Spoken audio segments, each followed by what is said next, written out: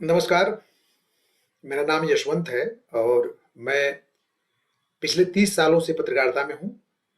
कई बड़े अखबारों में ट्रेनीज से लेके संपादक तक के पद पे काम किया। पिछले 15 साल से मैं भड़ास फॉर मीडिया .com नाम की एक वेबसाइट चलाता हूँ, जो देश के मीडिया इंडस्ट्री और ऐसी बड़ी खबरों जिनको मीडिया छापता नहीं, छुपाता है, दिखाता नहीं बल्कि उसको दबाता है, ऐसी खबरों को हम लोग पब्लिश करते हैं।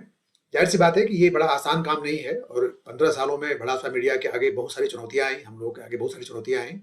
इसी क्रम में मैं बताना चाहूंगा एक घटनाक्रम जो कल मेरे साथ हुआ कि एक फर्जी एफआईआर दिल्ली के भारत नगर थाने में किसी महिला ने दर्ज कराया है। वो महिला के ऊपर किसका हाथ है और किस साजिश के तहत उससे दर्ज करवाया गया है, वो कहानी फिर कभी।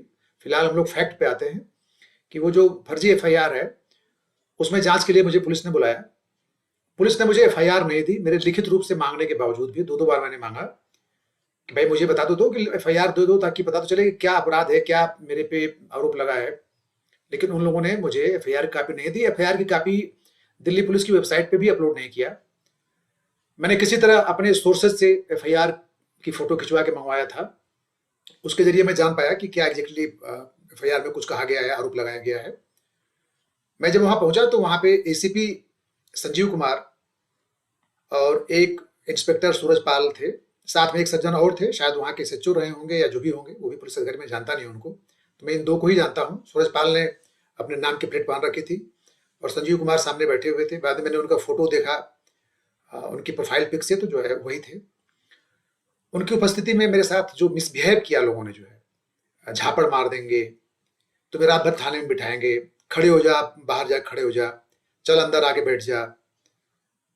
मतलब जैसे लग रहा है कि उन्होंने मान लिया था कि मैं एफआईआर में सारी कही गई बातें बिल्कुल सही हैं और मैं चोर उचक्का या कोई ब्लैकमेलर या रंगदार हूं। उनसे मैंने कहा कि पहले आप जो कुछ आरोप लगा है मुझे बताइए सिलसिलेवार ढंग से, मैं आपको सबका जवाब देता हूं लिखित रूप से। लेकिन उन लोगों का जो तेवर था कि यहां तुम हाथ हिलाते हुए चले आए हो, तुम खबरों के प्रिंट क्यों नहीं लेके आए। मैंने कहा कि आपने मुझे एफआईआर कॉपी नहीं दी। कहा नहीं, एफआईआर कॉपी नहीं मिलती है। अद्भुत सीनाजोरी और चोरी और सीनाजोरी का मामला था। और दुर्भाग्य है कि एसीपी जैसे वरिष्ठ पद पे बैठे संजीव कुमार एसीपी के सामने बैठे थे और सबसे पहले उन्होंने जो है आते ही मेरा नाम पूछा और मेरी जाति पूछी। उसके बाद जो है जब पूरी प्रक्रिया शुरू हुई पूछताछ की, तो जो सूरजपाल था वो काफी ऑफेंसिव था मेरे पे, जो है वो बार बार मारने पीटने की धमकी दे रहा था। बाद में भी उसने कहा कि मैं लोगों को मारता बहुत हूं। तो मुझे लगता है जैसे वो पुलिसिंग में केवल मारने पीटने के लिए आया है, उसे हर आदमी चोर उचक्का लगता है। मुझे लगता है कि इस आदमी की दिमागी जांच कराने की जरूरत है और उसे फिर से एक बार पुलिस की ट्रेनिंग में भेजने की जरूरत है। और एसीपी संजीव कुमार के खिलाफ सख्त कार्रवाई होनी चाहिए कि वो किस तरह से एक जर्नलिस्ट के साथ बिहेव कर रहे हैं, बिना आरोपों के इन्वेस्टिगेशन के पूरा हुए, बिना मैं तो कह रहा हूं कि अगर जेन्युइन कोई अपराधी होता तो उसके साथ भी आप इस तरह से मिसबिहेव नहीं कर सकते थे। ये लोकतंत्र है, यहाँ पे पुलिसिंग को जो राइट पुलिस को दिया गया है उसकी एक सीमाएं हैं।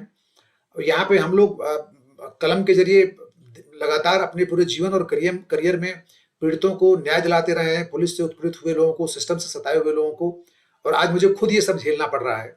ये बहुत दुर्भाग्य है। मैं दिल्ली पुलिस के कमिश्नर और गृह मंत्री अमित शाह जी से अनुरोध करना चाहूंगा कि कृपया वो ये जिस तरह के मनबड़ पुलिस अधिकारी हैं इनके खिलाफ एक्शन लें, इनको तुरंत सस्पेंड करें, पूरे मामले की उच्च स्तरीय जांच कराएं और कम से कम ऐसे अधिकारियों को फील्ड की पोस्टिंग न दी जाए, इन्हें कहीं अटैच किया जाए किसी सेक्रेटरिएट वगैरह में।